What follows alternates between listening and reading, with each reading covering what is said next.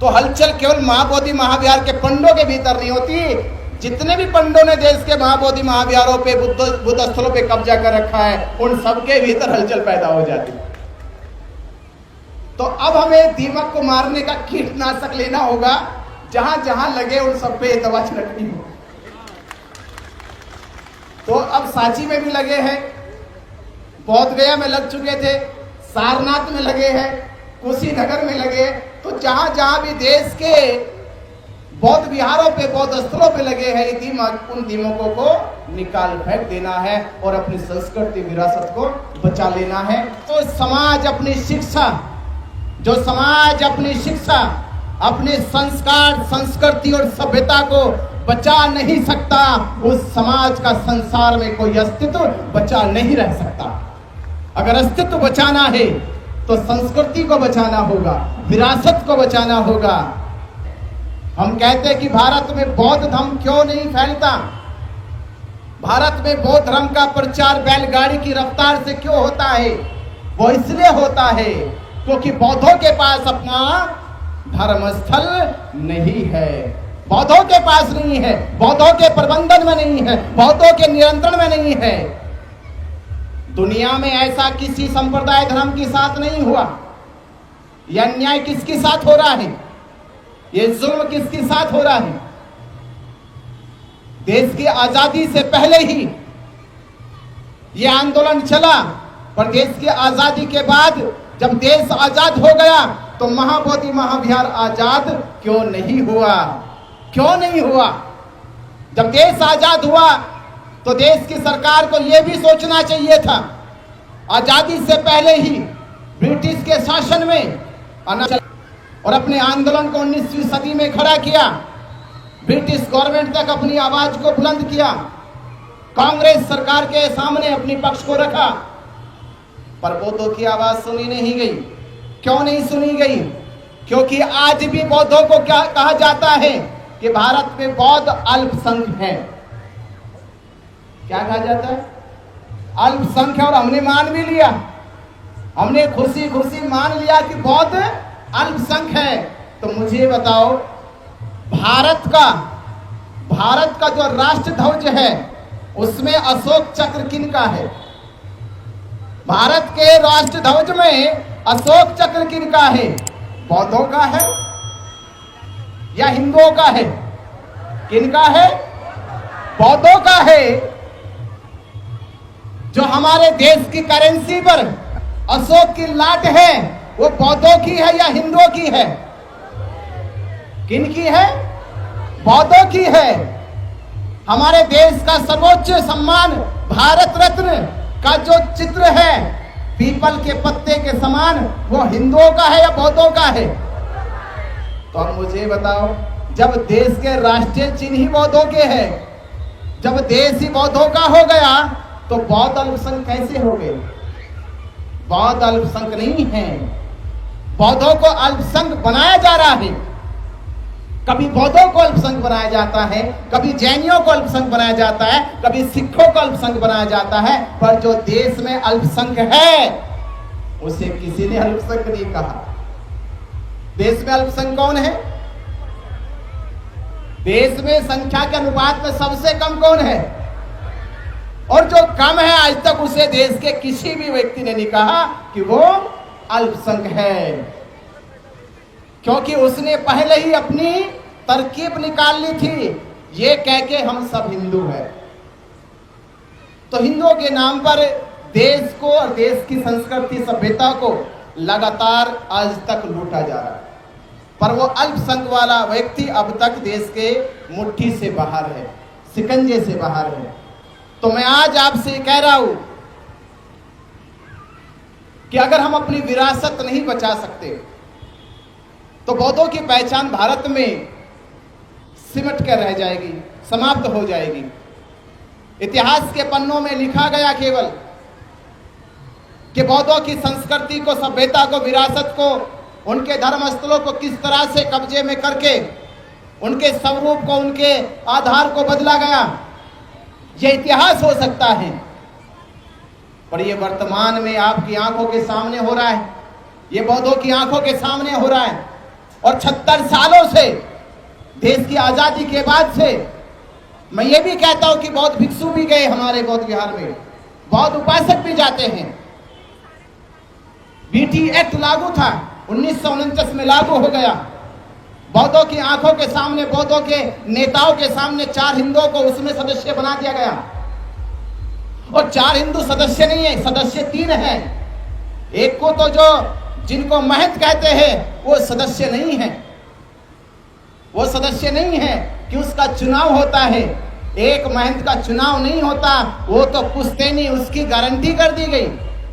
जैसे प्राइवेट जमीन का मालिक बन गया हो, पुश्तैनी जमीन का मालिक रहेगा। आज तुम रहोगे, कल उसका बेटा रहेगा, फिर उसका पोता रहेगा, पीढ़ी दर पीढ़ी वैसे ही महाबोधि महाविहार के ऊपर कब्जा करते रहेंगे। ये 3 सदस्य है, पर चौथा तो मालिक बन के बैठ गया। और बौद्धों को केवल क्या बनाया गया? बौद्धों को क्या बनाया गया उसमें? केवल आप वो कहते नहीं कि बाबा साहब अम्बेडकर से पूछा गया बचपन में, ऐसी कौन सी चीज है कि जिसको देख तो सकते हो पर छू नहीं सकते। यही हाल महाबोधि महाविहार में बौद्ध भिक्षु जो हमारे 4 सदस्य बने, उनका इतना ही हाल है कि महाबोधि महाविहार को देख सकते हैं कि महाबोधि महाविहार है, पर कोई कानून, कोई गतिविधि, उस पर कोई कार्रवाई नहीं कर सकते। केवल देख सकते और जा सकते हैं, कोई अधिकार नहीं है उनको मिला। तो इतना अत्याचार, इतना जुल्म ये बौद्धों के साथ 76 साल से होता रहा। और 76 साल से होता रहा, हम जाते रहे, देखते रहे, हम जाते रहे और देखते रहे। मुझे हंसी तब आई जब हमने जाके वीडियो बनाई उसमें, और वीडियो बनी, और वीडियो बनने के बाद प्रशासन ने क्या किया कि 6 मार्च को प्रशासन ने वहां पर कैमरों पर प्रतिबंध लगा दिया।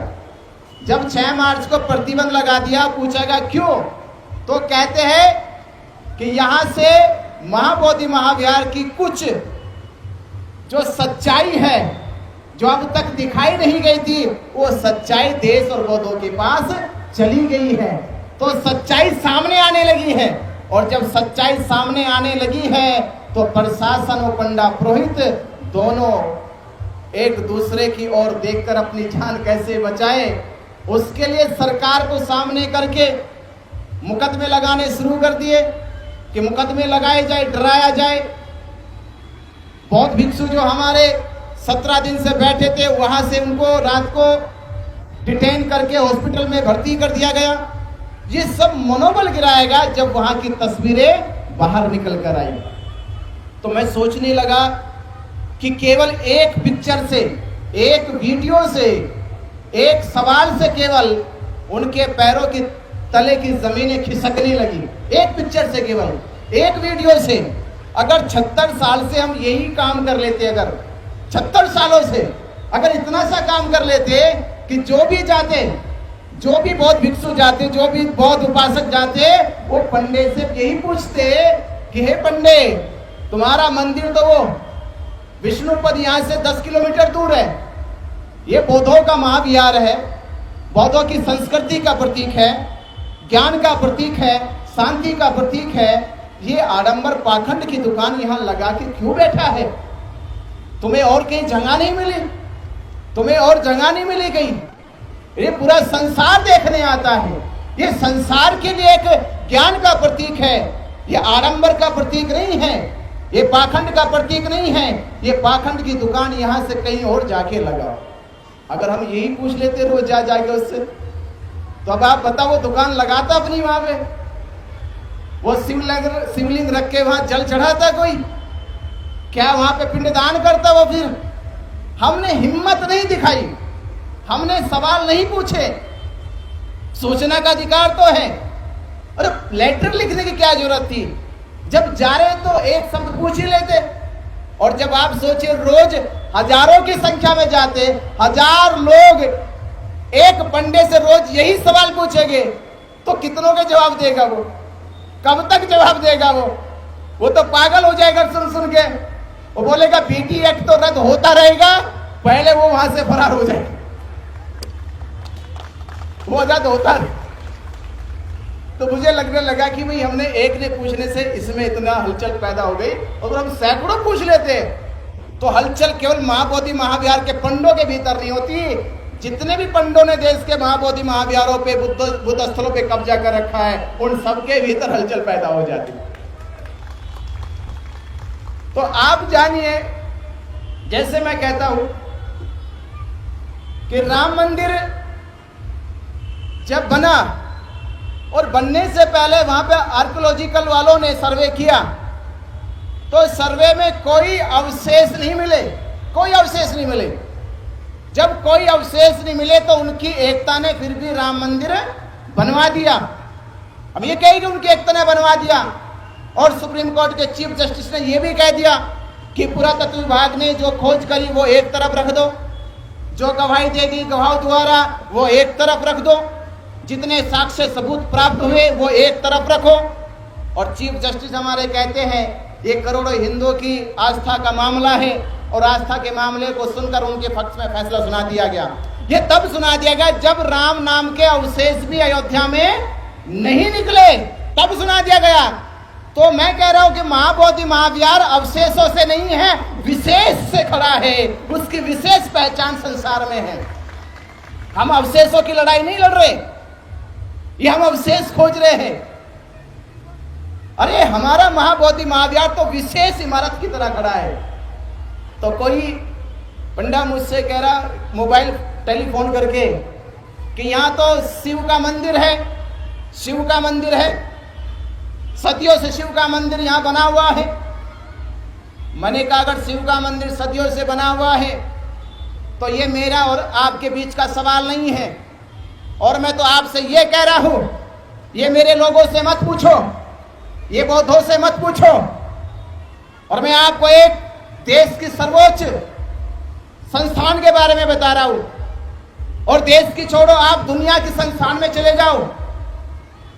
मैंने कहा देश की हमारी दिल्ली यूनिवर्सिटी में चले जाओ, और दुनिया की ऑक्सफोर्ड और कैम्ब्रिज यूनिवर्सिटी में चले जाओ, और दोनों यूनिवर्सिटी में हमारे लोगों से बात मत करना, देश के बहुजन लोगों से बात मत करना।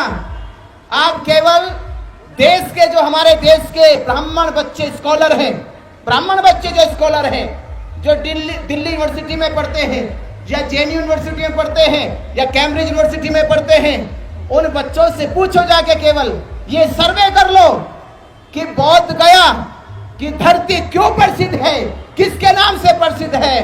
भारत में नहीं संसार में जाके पूछ लो, वो बच्चा बताएगा कि बोध गया की धरती बुद्ध के नाम से प्रसिद्ध है।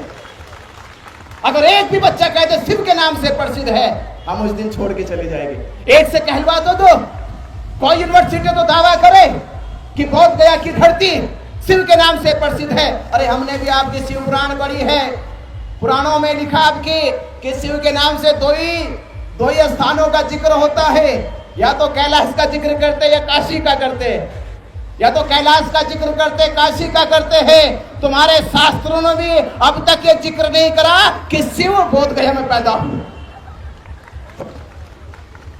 तो जब ये जिक्र ही नहीं करा उन्होंने, जब ये संदेश ही नहीं दिया, तो ये प्रोपेगेंडा भाई, ये बौद्ध ही तुमको बेवकूफ बनाने के लिए मिले थे। चलो ठीक है, 76 साल पहले बना लिया, उस समय संख्या नहीं थी, पढ़े लिखे नहीं थे, समझदार नहीं थे, उतने होशियार नहीं थे, तुम्हारी चालाकी समझ नहीं पाए, और तुमने चालाकी से ये सारा का सारा षड्यंत्र रच लिया। ये षड्यंत्र भी क्यों रचा गया, क्यों रचा गया षड्यंत्र ये? क्योंकि 13 अक्टूबर 1935 में बाबा साहब डॉक्टर अंबेडकर जी ने क्या कहा था, किस को याद है? 1935 में बाबा साहब अंबेडकर क्या कहते हैं, मैं हिंदू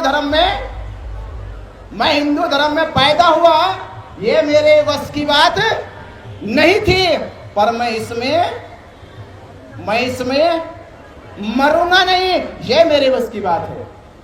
बाबा साहब अंबेडकर ने 1935 में कह दिया। जब 1935 में कह दिया तो उनके तो कान खड़े हो गए, ये तो सैलाब आ जाएगा, करोड़ों देश का बहुजन समाज बौद्ध हो जाएगा। तो ब्राह्मण ने सोचा अब क्या करा जाए, क्या करा जाए? तो क्या करा जाए, जैसे देश का कोई व्यक्ति मुसलमान हो जाए तो उसका सपना क्या होता है जाने का, मक्का मदीना। दुनिया में कोई भी मुसलमान हो उसका सपना होता है कि वो एक बार मक्का मदीना जरूर चला जाए। कोई व्यक्ति ईसाई हो जाए तो उसका सपना क्या होता है? वो यरूशलेम वेटिकन सिटी के चर्च में चला जाए। कोई सिख हो जाए तो उसका सपना होता है कि वो अमृतसर का गुरुद्वारा देखने चला जाए। तो वो फॉर्मूला हमारे ऊपर भी होता है। जब कोई बौद्ध होगा या बौद्ध समाज हो जाएगा, वो कहाँ जाएगा? कहाँ जाएगा?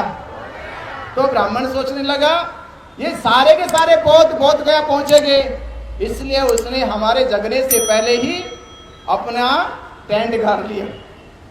तो वो चालाक बहुत होशियार था।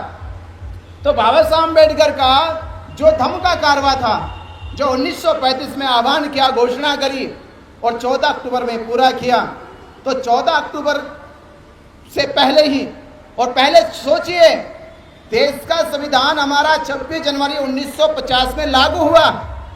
26 जनवरी 1950 में लागू हुआ और इन्होंने कितने दिनों पहले कर लिया? 6 जुलाई 1949 को ही। यानी संविधान जब बनके तैयार हो गया, जब संविधान पे देश की पार्लियामेंट के अंदर ये बहस हो रही है पास होने की, जब देश के प्रधानमंत्री के सामने, राष्ट्रपति के सामने संविधान पेश किया जा रहा है, तो संविधान के लागू होने से पहले ही 6 जुलाई 1949 को इन लोगों ने बीटी एक्ट बना लिया। ये बीटी एक्ट क्यों बनाया? आप मुझे बताइए। हमारे देश में हजारों मंदिर है, सैकड़ों मस्जिदें हैं, गुरुद्वारे हैं, चर्च है, पर किसी के भी ऊपर एक्ट बिल्कुल नहीं बना। ये एक्ट किन पे बनाया गया? बौद्धों पे बनाया गया। ये बौद्धों पे एक्ट क्यों बनाया गया? क्योंकि बाबा साहब डॉक्टर अंबेडकर ने कहा था कि मैं भारत को सम्राट अशोक के सपनों का भारत बना के जाऊंगा, मैं भारत को बौद्ध में बना के जाऊंगा। तो ये सपना पूरा ना हो जाए। ये सपना पूरा कैसे होता? बाबा साहब डॉक्टर अंबेडकर जी कहते थे, मेरे देश के लोगों, मैं बौद्ध धर्म कई कारणों से स्वीकार कर रहा हूं। उसका एक कारण यह भी है कि आपके साथ साथ भारत के साथ जुड़ने वाले एशिया के जितने भी देश हैं वो अधिकांश बौद्ध हैं। जब अधिकांश बौद्ध राष्ट्र आपके साथ खड़े हो जाएंगे तो आप पे जुल्म अत्याचार करने वाला 100 बार सोचेगा। जब बौद्धों की संख्या अंतरराष्ट्रीय लेवल पर एक बड़ी मैत्रीपूर्ण संबंध स्थापित करेगी तो देश और दुनिया में बौद्धों का नाम भी बड़े गर्व से, बड़े फक्र से लिया जाएगा। तो ये सारा का सारा बाबा साहब अम्बेडकर का सपना हम लोग नहीं समझे, समय रहते हम नहीं जागे, तो उसने वो चालाकी का सारा अपना षड्यंत्र शुरू कर दिया। महाबोधि महाविहार पर एक्ट बना दिया और जब एक्ट बन गया, आप सोचिए ये राम का मंदिर नहीं है, राम का मंदिर नहीं है, कृष्ण का नहीं है। क्यों? क्योंकि राम के मंदिर में केवल भारत के लोग आते हैं, कृष्ण के मंदिर में केवल भारत के लोग आते हैं। ये बुद्ध का महाविहार है, भारत नहीं दुनिया के लोग आते हैं। और दुनिया के लोग आते हैं तो दुनिया का समर्थन है, दुनिया का साथ है आपको। अब आप सोचिए, बौद्ध धर्म में सबसे बड़ी एक पारमिता है दान की पारमिता। अब दुनिया भर का बौद्ध समाज महाबोधि महाविहार को अपना दान देता सामर्थ्य अनुसार। वो दान 76 सालों से अगर बौद्धों के हाथों में होता तो बौद्धों के लिए यूनिवर्सिटी, कॉलेज, हॉस्पिटल बना होता। इस तरह बड़ी शर्म की बात है, 76 साल हो गए। हमारे देश में सहारनपुर में एक जगह देवबंद में मुसलमानों का सबसे बड़ा मदरसा है, दारुल उलूम, सबसे बड़ा, एशिया का सबसे बड़ा। वहां पे क्या होता है? वहां पर मुस्लिम बच्चों को पढ़ाया जाता है, मौलाना बनाया जाता है, इमाम बनाया जाता है, उन्हें बड़ी बड़ी पढ़ाई कराकर देश विदेशों में धर्म प्रचार के लिए भेजा जाता है। अगर बौद्धों के पास महाबोधि महाविहार का प्रबंधन होता, आज 2025 में भी महाबोधि महाविहार ने बौद्ध भिक्षुओं के लिए ट्रेनिंग सेंटर तक नहीं बनाया। अगर बौद्धों के पास होता तो एक हाईटेक इंस्टीट्यूशन खड़ा होता यहां पर। अगर इंस्टीट्यूशन बन जाता तो हमारे देश के जाने कितने नौजवान भिक्षु बनकर उच्च शिक्षा ग्रहण करते, देश दुनिया में जाकर संघमित्रा और महेंद्र की तरह धर्म का प्रचार करते। ये तभी तो होता, अब वो नहीं हो पाया। बौद्ध भिक्षुओं के लिए वहां पर रुकने की व्यवस्था नहीं की गई। बौद्ध भिक्षु रुकते कहाँ है? जो बाहरी मोनेस्ट्री बनी हुई है, अलग अलग कंट्रियों की मोनेस्ट्री बनी हुई है, उनकी मोनेस्ट्रियों में किराए पर रहना पड़ता है। भारत का महाबोधि महाविहार और भारत का बौद्ध भिक्षु कहाँ रहता है? किराए पर रहता है। वो क्यों? क्योंकि बौद्धों के पास महाबोधि महाविहार नहीं है। अगर होता तो बौद्ध भिक्षु अपने विहार में रहता। बौद्ध भिक्षु को खाने के लिए भोजन की व्यवस्था आज तक महाबोधि महाविहार के ऊपर जो संस्था बनाई गई बीटीएमसी, उसने आज तक खाने की व्यवस्था तक नहीं करी, रुकने की व्यवस्था नहीं करी, प्रशिक्षण की व्यवस्था नहीं करी। तो आप सोचिए, सारे के सारे इस तरह के षड्यंत्र बनाए गए कि भारत में से बौद्ध धर्म का पूर्ण फिर दोबारा से पतन हो जाए। जो सपना बाबा साहब डॉक्टर अम्बेडकर ने देखा वो पूरा होता होता रुक जाए। तो ये सब एक षड्यंत्र के तहत होता रहा। हमने आवाज उठाई पिछले, जब भदंत सुरेश ससाई ने इस आंदोलन को चलाया, उनके नेतृत्व में बड़ा आंदोलन चला। वो जापान से चलकर आए। सुरेश ससाई से पहले अनागारिक धम्पाल श्रीलंका से चलकर आए। अब तो आंदोलन को देखो तो पहले श्रीलंका से अनागारिक धम्पाल चलकर आए, तब चला। दूसरा आंदोलन जापान से चलकर भंते सुरेश ससाई आए, तब चला। अभी तीसरा आंदोलन है। ये तीसरा आंदोलन है जब देश के लोग चला रहे हैं।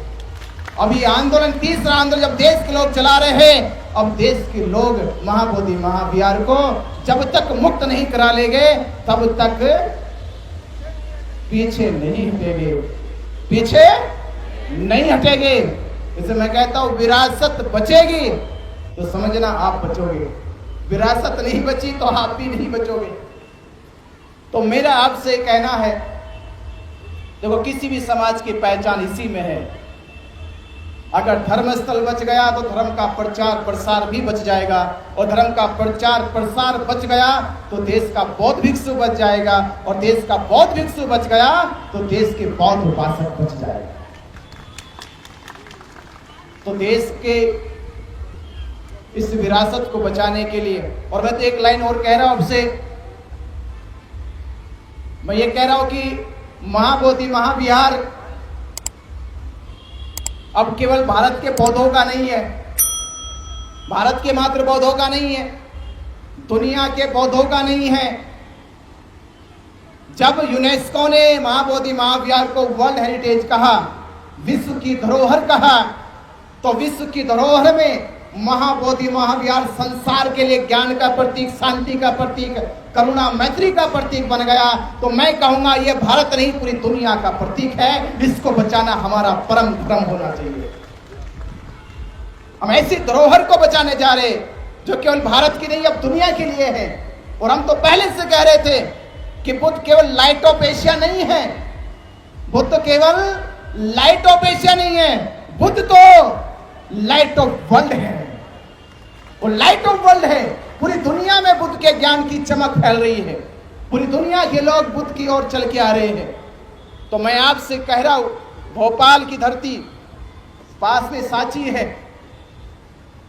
सांची में धम्म की खुशबू भोपाल तक फैली हुई है। सारीपुत्र मोगल्यान के ज्ञान का चक्षु भोपाल में, सांची में चमका। सम्राट अशोक जब मगध से चलकर विदिशा आते थे, जाने कितनी बार भोपाल रुके होंगे, कितनी बार सांची रुके होंगे। तो आपका कनेक्शन भी कितना नजदीक का है। महाबोधि महाविहार वही विहार है जिसकी नींव सम्राट अशोक ने 2300 साल पहले रखी थी, और सम्राट अशोक की ये वही जमीन है जिस पे अक्सर चल के जाया करते थे। तो 2300 साल पहले सम्राट अशोक चलकर जाया करते थे। अब 2300 साल के बाद सम्राट अशोक की वही सपने की वो जो नींव सम्राट अशोक ने रखी थी कि मैं ये नींव महाविहार की इसलिए रख रहा हूं कि मेरे जाने के बाद संसार के लोग आएंगे तो उनके मन को भी शांति मिलेगी, उनके भी दुख दूर होंगे, उनके भी क्लेश कटेंगे, वो भी अपराध मुक्त होंगे, वो भी हिंसा मुक्त होंगे। जिस प्रकार मैं हिंसा मुक्त होकर अहिंसा के मार्ग पे, धर्म के मार्ग पे चलकर मुझे शांति मिली है, ये ज्ञान का प्रतीक, ये महाबोधि महाविहार संसार के जाने कितने लोगों का दुख दूर करेगा। तो भोपाल के धर्म उपासको, आपका भी बड़ा नजदीक का संबंध है। ये संबंध अब भोपाल से बोध गया पहुंच जाए और धीरे धीरे देश के हर एक राज्य के लोग जब पहुंचेंगे तो हमने कहा 12 तारीख 12 लाख बौद्ध एक साथ बोध गया आ जाओ और महाबोधि महाविहार को मुक्त करा जाओ।